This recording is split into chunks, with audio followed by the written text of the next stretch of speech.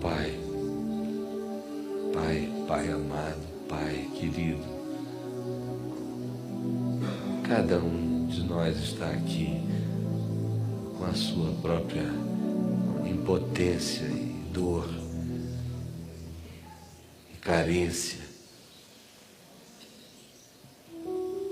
Nós pedimos uns pelos outros, pedimos pelo nosso irmão, rogamos por ele que tu o visites, que tu o cures, que tu o socorras, que tu o alivies, que tu quebres as correntes que o prendem, que tu tires as mordaças dele, que tu tires os impedimentos de entendimento ou de percepção, que tu sacudas o jugo que está sobre o nosso irmão, que tu tires a dor, o gemido, e que tu o unjas com alegria e com gozo e com vestes de louvor. E nós pedimos que tu visites o nosso irmão com todas as coisas boas da tua parte, Senhor Jesus. Vem em ser o socorro do meu irmão, o escudo, a fortaleza, o abrigo, o amparo. Levanta meu irmão, protege o meu irmão, socorre o meu irmão, socorre.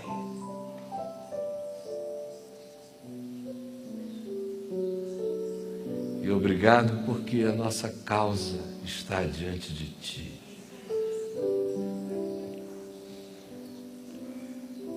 Em nome de Jesus. Em nome de Jesus. Amém. E amém. Podem voltar aos seus lugares. Em nome do Senhor.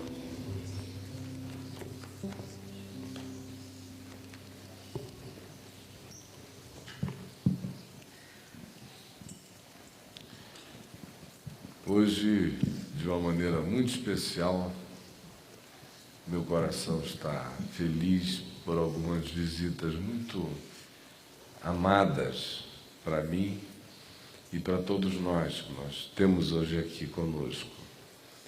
O primeiro deles é o meu querido filho e companheiro e cooperador no caminho da graça, o Marcelo Quintela, que foi a primeira pessoa que eu formalmente convidei para iniciar uma estação do caminho, extensão do que tinha iniciado aqui em julho de 2004. E já algum tempo depois, no ano seguinte, eu convidei o Marcelo para iniciar em Santos. E ele começou lá, nós tivemos umas 2 vezes lá com ele, com a Rê, a esposa dele, e os filhos, e os amigos, e os irmãos amados. E depois disso, quando outros grupos começaram a surgir, eu pedi a ele que fosse o coordenador dessas iniciativas que estavam surgindo aqui, ali, acolá, e que hoje já se estendem para outros lugares e outros países. Eu queria pedir ao Marcelo, cadê o Marcelo? Está ali o Marcelo, sentado ao lado do Chico, para dar uma chegadinha até aqui à frente, meu querido, por favor. Eu soube que o Alcides está aqui também. Cadê o Alcides? Está onde? Ah, está aqui. Vem cá, mano. Vou chegar aqui. Temos esse microfone aqui. Maravilha.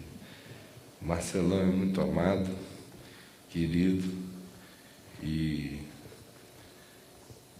tem sido absolutamente essencial em tudo que tem acontecido. E eu sou muito grato ao Senhor pela fidelidade, amizade, companheirismo e, sobretudo, pelo coração irmanado na compreensão e no amor do Evangelho. E o Alcides, eu estou tendo o prazer de dar um abraço, assim, gostoso. Deus te abençoe, irmão. Deus te guarde.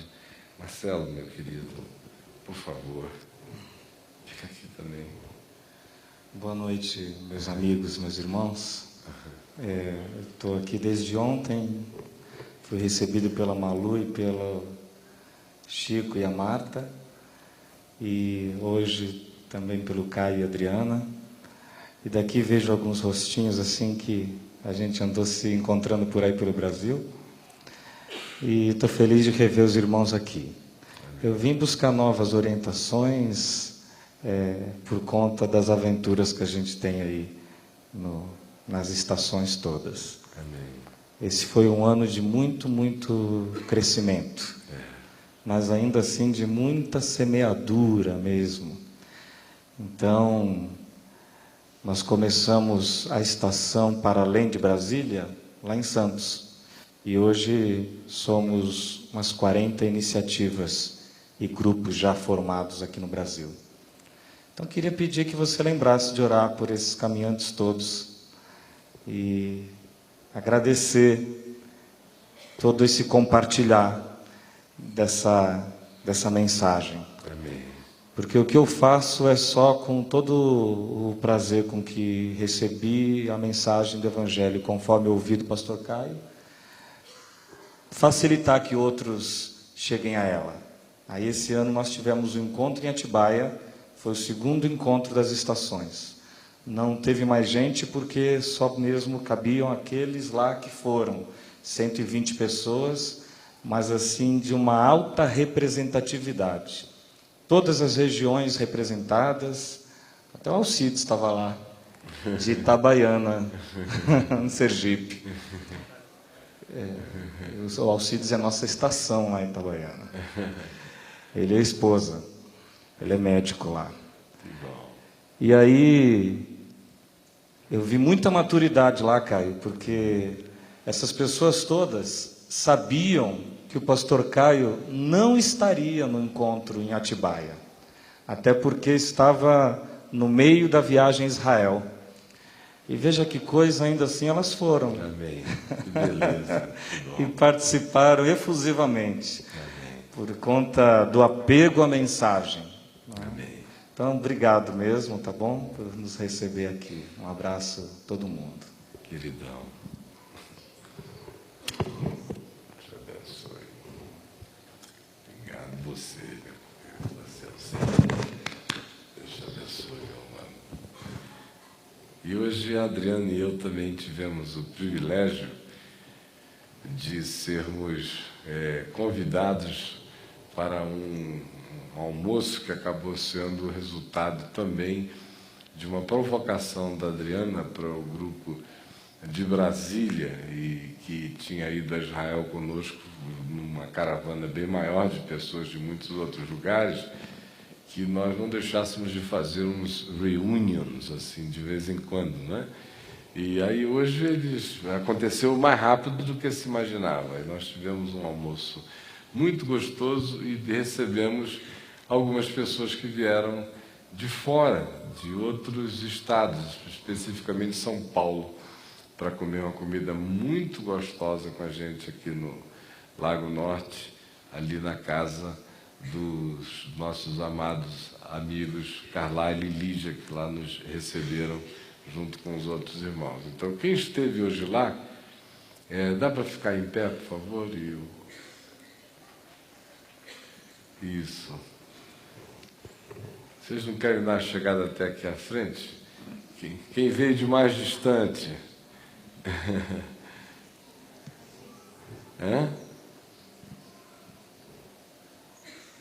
Todo mundo que esteve lá, dê uma chegadinha aqui, ó, não fiquem sem graça, não.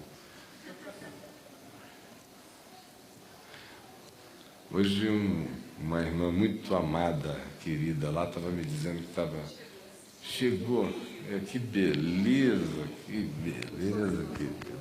não veio, não soube do almoço, que pena. Mas que bom, maravilha. Hoje uma irmã muito querida me disse lá, e a minha Adriana, que estava assim com uma vontade enorme de voltar agora no mês de fevereiro, mas ela não ia fazer isso não, porque ela não ia pagar esse mico de 2 vezes seguidas. Aí eu falei, mas que mico, coisa nenhuma. Eu já tive algumas pessoas, mas uma delas, a recordista, foi uma vez comigo, voltou 8 vezes consecutivas, em carreirinha, uma depois da outra. porque parece que a ficha vai caindo lá pela terceira vez, assim, pô, as compreensões vão ficando mais nítidas, mais claras, as percepções. E hoje eu tive a alegria também de encontrar vocês dois, queridos, que vieram lá de São Paulo. Que bom, que alegria, muito grande, viu? Deus te abençoe muito, amém. Então, uma turminha linda que a gente encontrou hoje para almoçar, e vocês são muito amados. Muito obrigado pelo carinho que a gente tem recebido. E a pessoa do mico, vocês acham que ela está certa? Só porque foi numa não pode ir na outra? Só para não pagar o mico de 2 vezes consecutivas? O que vocês acham disso, hein? É tolice dela? Tá bom então. Obrigado, querido. Deus abençoe muito vocês, mesmo. Isso mesmo. Que bom, queridão. Que bom. Gente amada, nós temos tido dias bons, todos nós, na presença de Deus, com muita alegria no que Deus tem feito. E existe um sentimento muito claro, muito forte, de que nós estamos entrando num momento novo, muito rico, muito bom, muito cheio de graça, de muita gente nova chegando para a palavra, com disposições renovadas no coração. E eu quero ler um texto em Atos, no capítulo 12, que nos fala justamente do período anterior a isso, que é aquele período de refluxo, de determinado cansaço, de certo cinismo, de certa indiferença que às vezes nos acomete. E muita gente nem vai sentindo, só depois de um tempo é que percebe que o coração ficou mudado, suave, gradual e sutilmente, e a gente procura encontrar dentro de nós aquele espírito de alegria, de regozijo, de confiança, de liberdade, de prazer, de amor, de voluntariedade, de disposição interior para tudo quanto anteriormente fosse concernente a Deus, e agora a gente vê o coração meio gelado, meio frio, e ficando pedrado, ou insensível, ou incapacitado de dar as respostas antigas. E nem sempre a gente detecta essa mudança logo. Às vezes ela vai sendo mascarada na vida da gente de muitos modos. A gente coloca no lugar do amor muitas coisas: ocupação, trabalho, atividades, funções, responsabilidades, compromissos, vínculos que a gente elege para que sejam os que determinem o nosso desejo de visibilidade da nossa devoção para com Deus. Mas olhar para o coração mesmo e procurar encontrar aquelas essências, aqueles fundamentos, aquelas realidades mais viscerais e mais intestinas do ser da gente, e perguntar se ali continuam a habitar as coisas que decorrem do amor. Nem sempre tem-se a coragem de assim fazer, e por isso a vida vai ficando impermeável, completamente mascarada. A gente vai tangendo a existência para diante, achando que de fato nós ainda somos os mesmos, ou às vezes que algo de melhor nos aconteceu, sem percebermos que, se nós formos de fato nos enxergar, o que vai se encontrar dentro de nós é a falência e a morte de uma quantidade enorme de coisas que antes nos foram bens excelentes e essenciais. Tem gente que descobre isso e, ao descobrir, vai se angustiando, inicia uma viagem para dentro, querendo ver se reencontra esse lugar, seja de arrependimento, seja um lugar de alegria, seja um lugar de confiança, seja um lugar de esperança, conforme antes nos habitou, estava presente em nós, e não encontra. Alguns procuram com lágrimas e não acham. Outros simplesmente dão de mão e dizem, não, é assim mesmo, é natural que com o passar do tempo a gente se enrijeça, a gente vai ficando calejado, a gente vai perdendo a sensibilidade para essas coisas mais infantis. Isso era um tempo criança da minha existência espiritual. Hoje eu estou maduro, significando dizer, eu estou invulnerável.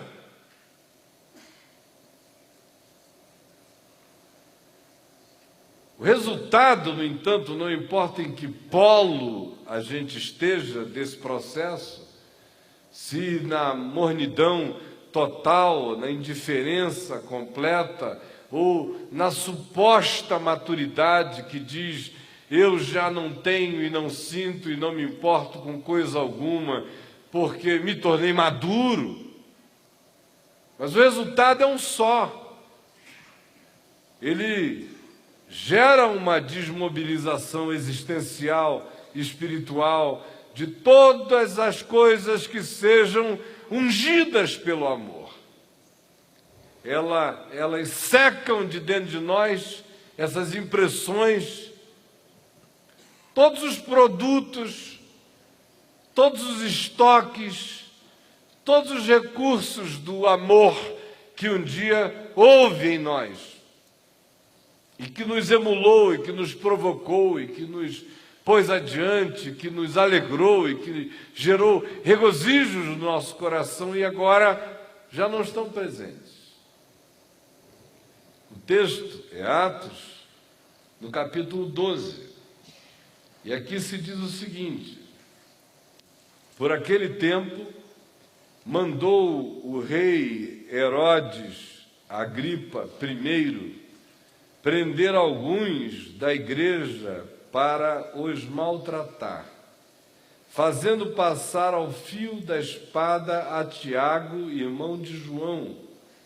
Vendo ser isto agradável aos judeus,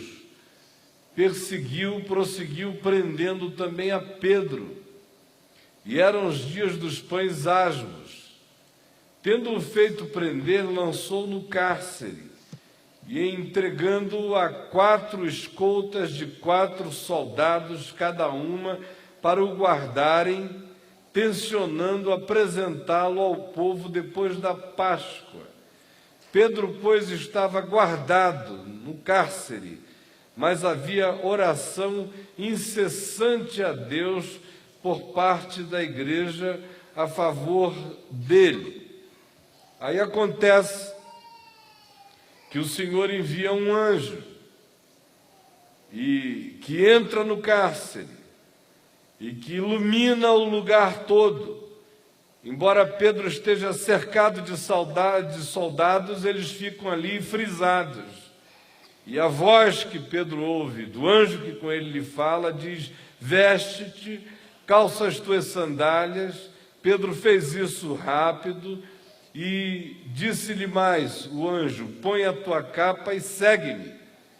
E aí Pedro saiu pelas ruas de Jerusalém, pela Fortaleza Antônia, andando pelo centro da cidade, quando, de repente, ele começa a olhar para aquilo tudo, para ele parecia uma visão de tão inacreditável que era, porque até as portas da fortaleza se abriram automaticamente.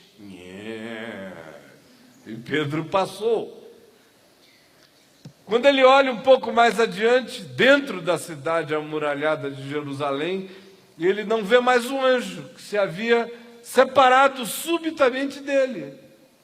Aí ele parou do lado de fora, desacorrentado, solto, completamente livre, exceto pelo fato de que havia um mandato, uma determinação de morte sobre ele, mas ele agora está fora do calabouço, do lado de fora, miraculosamente, automaticamente tirado. E ele realiza, enfim, a sua situação e resolve procurar essa igreja, esses irmãos que estão reunidos nesta casa, orando incessantemente por ele.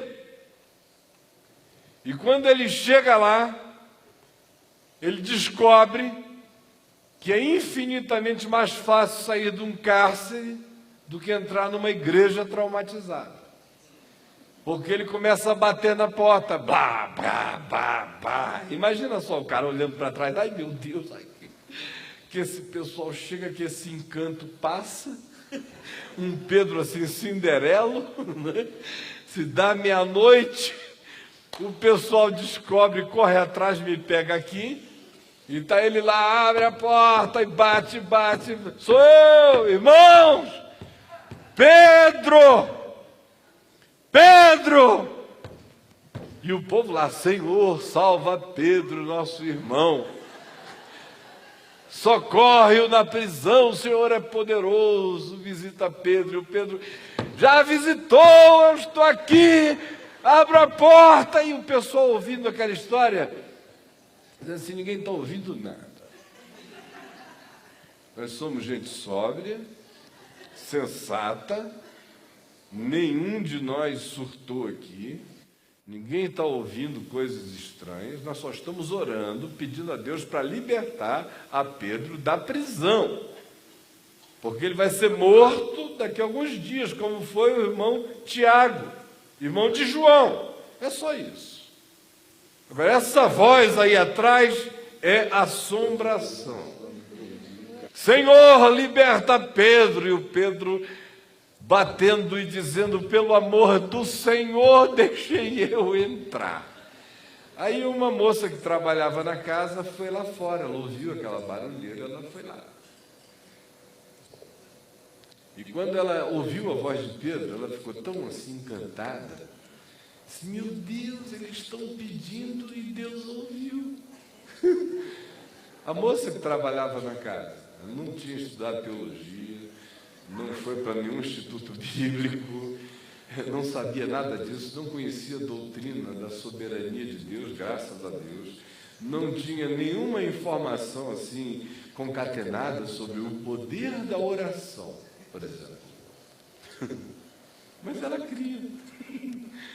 O pessoal estava pedindo ali, para ela a coisa mais natural que tinha era Deus ouvir. E ela ficou numa alegria tão grande que ela não quis nem o prazer para ela mesma de abrir a porta. Ela disse, eu só trabalho aqui. Deixa eu chamar o pessoal lá dentro. Estão lá na maior oração. Aí ela chega lá e diz, gente, Pedro está aí fora, chamando. E o pessoal diz, cala a boca, menina. Senhor Jesus, orando. E ela gritava e dizia, mas ele já ouviu, Pedro está lá fora. Para, menina. Nós estamos orando, é hora séria. Aí alguém parou e falou, o quê? Pedro? Lá fora? E a moça dizia, é ele. E o Pedro cada vez batia mais. O texto diz lá que ele foi ficando desesperado. Vão me pegar do lado de fora e eu rodo outra vez. E ele batendo de novo, abre uma porta. E o pessoal lá dentro. Agora eles entraram numa fase de confabulação. Reflexão. Bah, bah, bah. Aí alguém disse, deve ser o anjo dele, o double, uma projeção psíquica, está na iminência da morte. Tem gente assim que um pouco antes de morrer faz projeções psíquicas na direção daqueles a quem mais ama, ou que tem grandes expectativas, é o anjo dele. Essa é uma interpretação falada agora numa linguagem moderna, mas que sempre esteve presente, de algum modo, nas culturas humanas, e não faltou ninguém lá para pegar e incluir logo essa ideia. É uma projeção, é um anjo dele. É o anjo dele que está batendo, não é ele. Não é ele, é o anjo. A gente está ouvindo o anjo fica de fora mesmo. E o Pedro cada vez batendo, abra uma porta. Isso é porque o pessoal diz que Pedro tem a chave que abre a porta da igreja. Coitado do Pedro. Abra uma porta.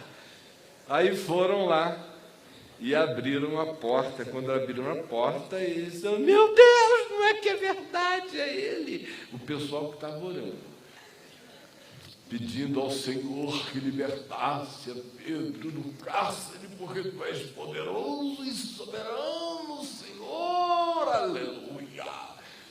Liberta o teu servo Pedro. A gente já perdeu um apóstolo, não podemos perder dois assim de uma vez. Liberta Pedro.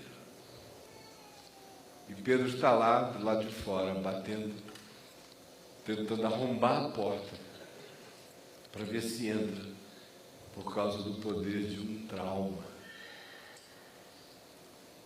O interessante é que quando você vai lendo o livro de Atos dos Apóstolos, você vai vendo como a coletividade, como a comunidade da fé é suscetível aos acontecimentos históricos. Então, alguma coisa espetacular acontece, a euforia sobe, todo mundo fica num frenesi, numa alegria extraordinária.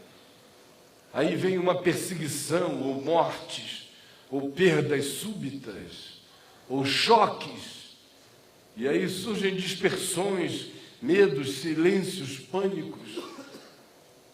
E agora, o que está acontecendo é que um dos apóstolos mais mencionados nos evangelhos, um dos mais íntimos nossos, para o nosso próprio conhecimento, havia acabado de ser executado por um capricho de Herodes Agripa I. Porque Tiago, irmão de João, havia sido morto, foi passado ao fio da espada, cortaram-lhe a cabeça. O Tiago que tinha visto a transfiguração, o Tiago que tinha estado presente em todas, fazia parte daquele grupo acerca do qual se diz, e Jesus, não tendo levado a todos os seus discípulos, levou contudo os irmãos Pedro, Tiago e João. É uma dessas pessoas que fazem parte desse grupo de intimidade, de amizade de Jesus.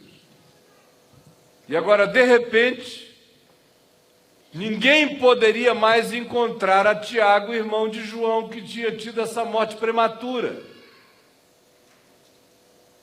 Irmão do mesmo João, acerca do qual lendas correram na igreja primitiva, dizendo que ele não morreria, que provavelmente ficaria até a volta de Jesus, porque Jesus tinha dito a Pedro, ou diria a Pedro, e nesse caso aqui em relação a Atos 12, já tinha dito a Pedro lá no mar de Tiberíades, algumas semanas depois da ressurreição, que se Jesus quisesse que João ficasse até que ele voltasse, o que aquilo importaria a Pedro ou a quem quer que fosse? Era uma decisão dele. E essa fala de Jesus instituiu na mente e na imaginação da comunidade a ideia, e alguns declaravam isso com aquela esperança folclórica de que João não morreria, tinha sido escolhido para esperar Jesus voltar. Mas Tiago, o irmão dele, subitamente tinha sido levado. Bate aquele temor, e agora Pedro está preso, com data marcada para morrer. Assim que a Páscoa passasse, Pedro seria executado. Dias adiante. E a oração agora aqui intensa é essa: Senhor, livra a Pedro. E o Senhor envia um anjo à prisão e o livra de modo espetacular. E enquanto o povo continua a fazer oração, Pedro tenta arrombar a casa na qual as orações são feitas e não consegue entrar. Bate, grita, pede e não tem acesso de modo algum a esse ambiente de devoção, de fé, de oração pela libertação de Pedro, porque de fato aquelas eram as orações da piedade traumatizada. A piedade traumatizada não deixa de orar, ela aprende a orar. Vocês nunca ouviram essa expressão? Não, naquele tempo eu nem sabia orar. Quando a pessoa chega e diz assim, naquele tempo eu não sabia orar, o que ela está dizendo é que hoje ela sabe. E todo mundo que diz que sabe orar, em geral, desaprendeu. Porque eles ficam pensando que saber orar é poder fazer a introdução estética de uma fala supostamente dirigida a Deus, que tenha começo, meio e fim, com determinadas formalidades, tons, ênfases, tempos, mudanças, e com uma conclusão que seja sempre formalmente em nome de Jesus. Aí ele diz, naquele tempo eu nem sabia orar. Era o único tempo em que ele orava, era quando ele não sabia orar. Era quando ele dizia, Senhor, eu não sei orar. E Deus dizia, fala, meu filho amado, querido, fala comigo. Nosso netinho, Mateus, lá em casa, ele só fala de, da, e quando ele está com muita vontade de falar, ele fala papá, mamá. Ou então, quando ele está assim, ansioso, com a vontade enorme de fazer um discurso, ele faz... E a gente entende. Entende tanto que é até perigoso de atrapalhar o menino a falar, de tanto que a gente compreende. E a gente se espera aí, que ele diz já significa algo que a gente sabe o que é. Ele não sabe falar. Mas tem a atenção absoluta de todos nós.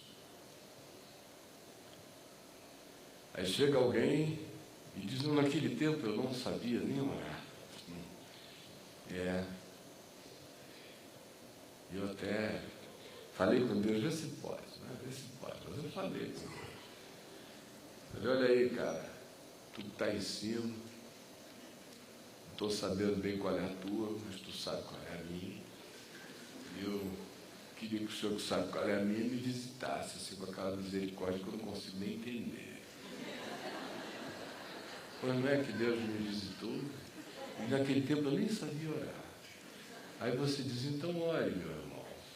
Aí ele começa agora, aleluia. Aí ele já tem aquele aquecimento, ele já virou um Ronaldinho Gaúcho da oração, já entrando em campo para lá e para cá, e firula, e vai, e não sei o quê, e tal. Senhor, é verdade. Agora ele sabe, Senhor amado, e vai na idiotice da piedade de circo, ele agora sabe. Clamam, porém, ele não responde. Ou então, o trauma que ficou do indivíduo que um dia determinou que Deus iria fazer certa coisa de certo modo. E eu tenho fé, viu, Senhor? Eu agora estou naquela situação, naquela posição espiritual em que eu tenho fé. Aleluia, Deus, porque eu tenho fé, o senhor entendeu? Eu tenho fé. Glória a ti. Eu tenho fé. E isso será feito assim. E eu declaro, eu creio e eu tenho fé. Você está ouvindo que eu tenho fé, hein? E eu declaro. com autoridade, do nome de Jesus, eu declaro. E aí o que acontece é que Deus não deu a mínima para a declaração dele, fez conforme bem lhe aprouve realizar, do jeito de Deus. Deus não ficou do tamanho desse cretino e fez do seu modo. E agora o indivíduo, surtado até então com essa ideia de que Deus se tornara o seu boy todo-poderoso, entra numa agonia de alma, numa crise enorme. Mas por que o Senhor não me ouviu, não me atendeu, não me respondeu? Eu disse, eu fui explícito, eu declarei, eu descrevi, eu li o livro do Paul Yong-Cho, antes dele ser David Yong-Cho. Eu mentalizei, eu disse conforme eu queria a bicicleta, eu disse até a marca. Eu falei como era a roda, eu disse como era a menina, eu dei a medida da cintura. Eu fiz conforme tudo que eu queria. E eu criei de todo o coração, e o Senhor não me deu. E eu estou assim, claro que isso não significou nada para mim, né? Eu sou uma pessoa madura, eu creio muito no Senhor. O indivíduo começa a dizer que crê muito no Senhor, tem uma coisa muito esquisita acontecendo, né? Como quando você tem que dizer a alguém que você a ama muito. Olha, eu te amo muito, viu, meu irmão? Sempre desconfie de que tem alguma coisa rolando. Te amo muito, viu, amadão? Queridão da minha vida. Eu amo muito a Deus, eu continuo assim orando, eu participo. E agora não é Pedro não, porque eu já tive a experiência de um trauma na minha vida. Um dia, eu preciso contar isso a vocês, porque vocês são novos na fé, eu sou muito mais maduro. E uma ocasião que eu declarei, eu decretei, eu fiz tudo isso, eu orei, e o que aconteceu é que não veio daquele jeito. Eu aprendi uma lição. Não é Pedro que está lá, não. Vamos continuar a nossa reunião de oração, porque o Senhor, Ele vai mandar um mandado judicial para livrar Pedro na última hora. Ou quem sabe o Herodes Agripa I vai ter um sonho com Herodes, o pai, com a morte desgraçada que teve. Ou quem sabe o Senhor não está preparando a mão para ser pesada sobre Herodes Agripa, ele vai ver isso com antecedência e vai suspender a execução. Ou quem sabe o próprio procurador romano vai ter algum tipo de remorso antigo e vai determinar que algo novo seja feito, ou quem sabe, mas não é Pedro não. O fato é que a maioria de nós tem uma fé cheia de traumas, por causa das mentiras que nos foram contadas e nas quais a gente acreditou, por causa das situações emblemáticas que a gente teve na vida relacionadas a pessoas e figuras nas quais a gente apostava que Deus sempre as trataria de um modo diferenciado, e de repente a gente as vê sendo objeto da mesma situação que é comum a qualquer mortal na terra, ou porque no coração alguma coisa na qual a gente viajou como fantasia, como ficção, como romance da fé, se esboroou e deu em nada. A gente diz que não perdeu a fé. A prova disso é que nós oramos. A prova disso é que nós cantamos. A prova disso é que nós pregamos. A prova disso é que nós nos reunimos. A prova disso é que nós dizemos uns aos outros que nós somos irmãos. Mas Pedro continua batendo na porta. E a liberdade de Deus não tem liberdade para se manifestar como tal entre nós. Porque o nosso trauma, se antes era crer que determinadas pessoas não eram atingidas por certas coisas, que gente que só faz o bem não conhece a calamidade e o mal, que pessoas que aos nossos olhos se apresentam e aparecem como sendo mais importantes e mais próximas a Deus, deveriam ter sempre um tratamento diferenciado, ou em razão de que nós mesmos carregamos nossas próprias esperanças fantasiosas que se frustraram e que se quebraram no caminho, ou por qualquer que tenha sido a viagem de frustração.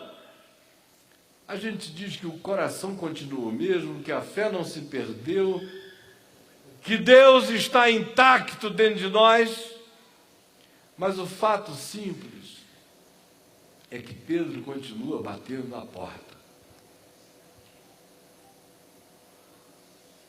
E a gente não está com os ouvidos abertos para crer e nem para acolher a possibilidade de que, de fato, nós não sejamos mais os mesmos em relação a tudo aquilo que a gente declara crer com a boca, e que a gente ensaia, e que a gente manifesta, e que a gente se reúne para fazer, e que a gente dá as mãos em torno da coisa que a gente confessa como sendo uma esperança real, ainda que invisível, mas concreta, porque Deus é.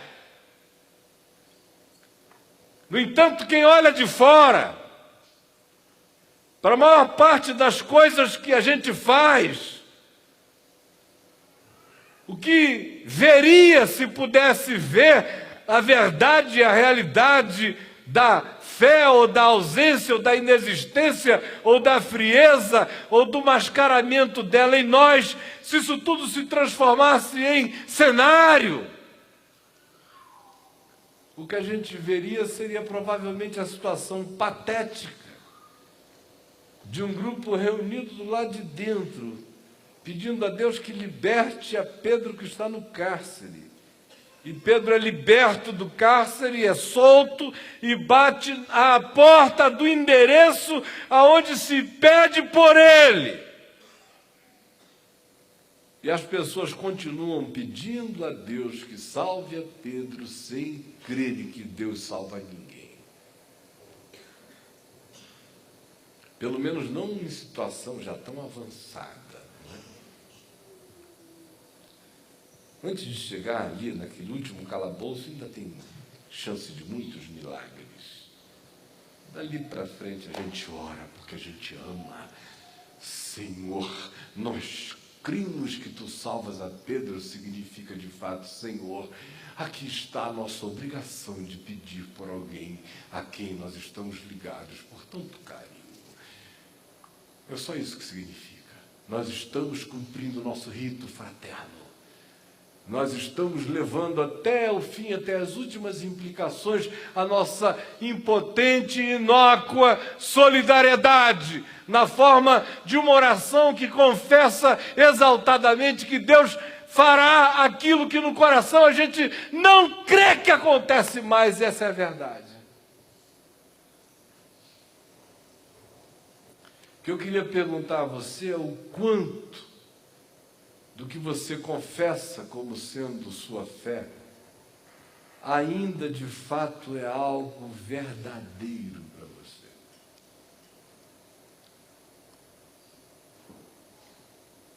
A gente vê isso quando algumas pessoas falam, por exemplo, que elas estão orando por alguma coisa, construindo a forma de assim o dizer da seguinte maneira: infelizmente, a única coisa que eu posso fazer é orar por você, meu irmão. Infelizmente, a única coisa que eu posso fazer por você é orar, meu irmão. Infelizmente, é uma pena, não posso fazer nada. Isso que significa. Olha só, meu irmão, Eu não posso fazer nada por você. Agora, o modo piedoso de dizer isso é dizer, meu irmão, olha, infelizmente, a única coisa que eu posso fazer é orar por você. Em outras palavras, é nada, bicho. Cai na real. É só o que eu estou podendo fazer, orar por você. Não é nada. Mas a gente vai orar muito, viu? A gente vai fazer nada à beça por você.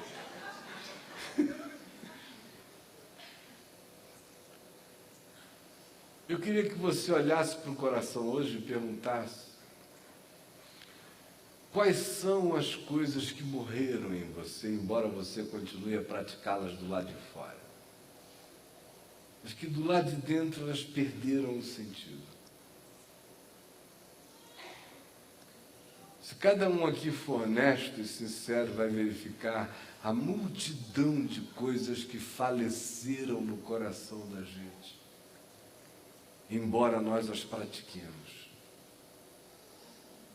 Através de gestos, de falas, de formas, de encontros, de ajuntamentos, de ritos, de expressões que a gente cumpre de uma maneira mágica, como se o mero ato de fazer pudesse nos garantir a seguinte situação: se bem não fizer, mal não fará.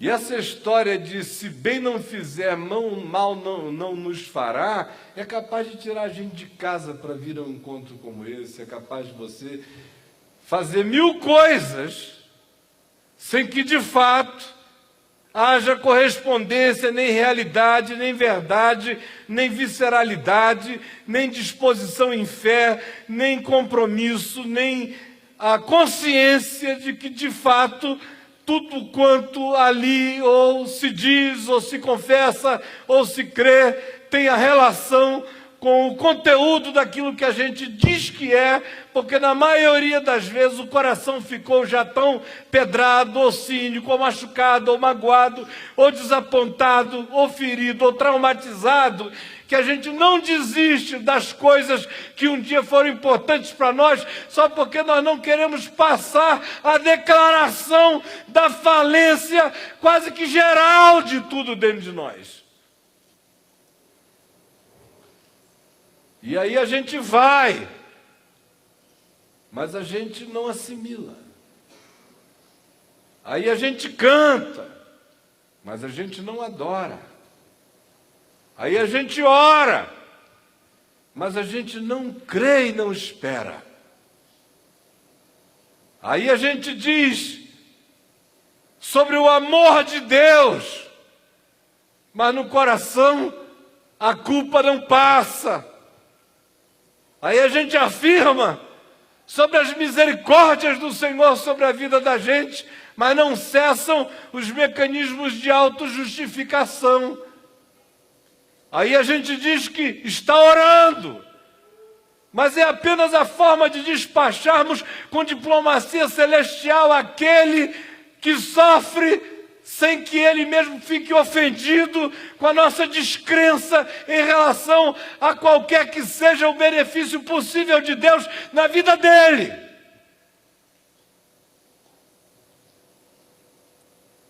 Agora esprema aí dentro e veja o que sobra. Porque o cenário da sua vida pode ser idêntico a esse. De que Pedro está batendo na porta da casa da oração, na qual se ora por ele, mas lá dentro todo mundo ora sem acreditar. A minha única pergunta a você hoje é: o que foi que sobrou de tudo que você faz, de tudo que você diz, de tudo que você declara? O que sobrou ainda como verdade em você? O que ainda tem relação entre a oração, o bater na porta e o abrir a porta? Ou será que essa consequencialidade foi quebrada, foi partida e o que existe em você apenas hoje é a esquizofrenia de quem fala ao céu e pede a Deus que abra a porta de um cárcere e salve alguém, e não tem ouvidos e nem mais percepção e nem fé e nem confiança e nem esperança de que aquilo que se fala supostamente a Deus possa estar tendo já objeto e sendo objeto de resposta àquilo que eu peço, sendo transformado na ação de alguém que bate a porta dizendo: deixa eu entrar porque já está tudo resolvido. O que sobrou? O que foi que sobrou? Eu quero só que você pense nisso. Vamos ficar em pé.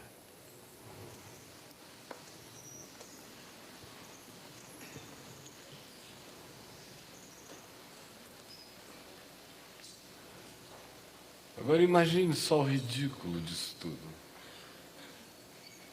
Não é ridículo? A gente se reunir lá dentro para orar pedindo a Deus que liberte a Pedro, e Pedro fica solto e livre e tem que arrombar a porta para a gente acreditar, sem que antes a gente teologize, diga que é um anjo, diga que é o double dele, diga que é qualquer outra coisa. Porque o coração perdeu a alegria, a confiança, a consequencialidade de simplesmente crer que Deus Ele me ama, eu falo, Ele me ouve e Ele responde conforme lhe apraz. Eu não sei como é que Pedro vai ser livre, não é porque Tiago morreu que Pedro não vai ser liberto. Deus não clonou tragédias e não clonou libertações que aparecem ante os sentidos humanos. Por que Tiago tinha que morrer?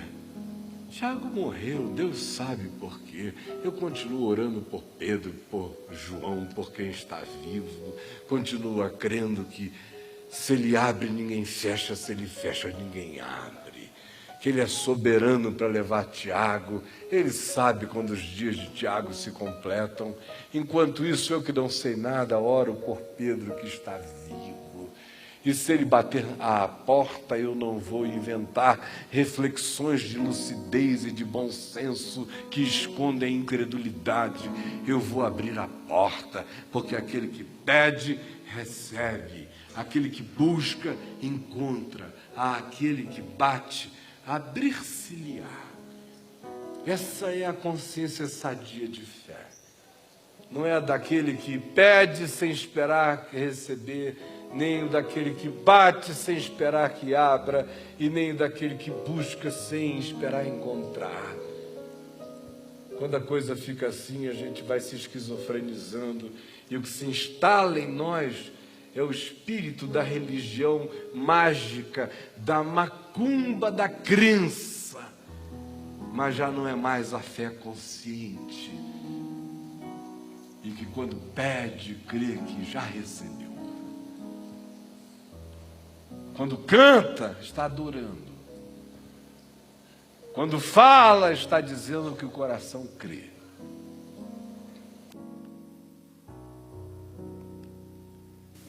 Peça hoje ao Senhor, que nem um trauma, que nenhum choque, que nenhuma má impressão, que nenhum casuísmo, nenhum anacronismo, nenhuma morte prematura, nenhuma tragédia, nenhuma má impressão tenha ficado em você, de modo a transformar você numa dessas pessoas que oram sem acreditarem que Deus vai ouvir. Peça a Ele que qualquer que tenha sido susto, que isso tudo seja tirado de dentro de você, para que você seja uma pessoa inteira. E quando você disser que está crendo, é porque você está crendo. Quando você não estiver crendo, seja honesto e diga: Senhor, ajuda-me na minha falta de fé.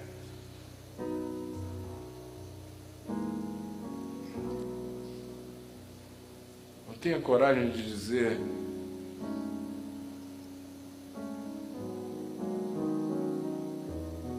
se tu podes, socorre-me, ajuda-me na minha pouca fé. mas não entre no circo, porque não há nada pior do que representar para o lado de fora aquilo que não tem correspondência do lado de dentro. Vamos orar todos nós juntos. Agora, a conclusão do que eu falei hoje aqui, só você pode fazer. Eu não posso por você. É você que vai ver o que sobrou, o que restou. E vai pedir a Deus que,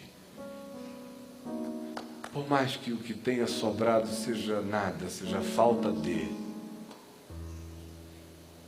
ou seja, só um bocadinho de alguma coisa, apresente isso diante dele e diga que você não quer ficar sendo guiado por machucaduras, nem por traumas, nem por impressões. Você não quer transformar a experiência desgraçada de decapitação de Tiago num padrão velado, sutil de descrença em relação a qualquer outra coisa, porque você orou por ele e ele não sobreviveu, você está orando por Pedro, mas só para cumprir o seu rito de fraternidade solidária, porque lá no fundo o seu coração já não crê mais nisso. Você entende o que eu estou falando? E sabe que as aplicações são variadas e milhões e cabem em qualquer situação da vida humana, quando o resultado é esse, quando gera essa esquizofrenia entre o declarar de um lado e o que de verdade existe dentro de nós acerca daquilo. O que foi que sobrou? Vamos orar juntos, todos nós. Pai, por favor,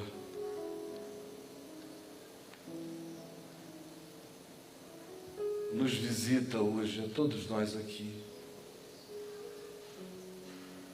Porque é tão fácil, é tão simples, é tão sutil, é tão gradativo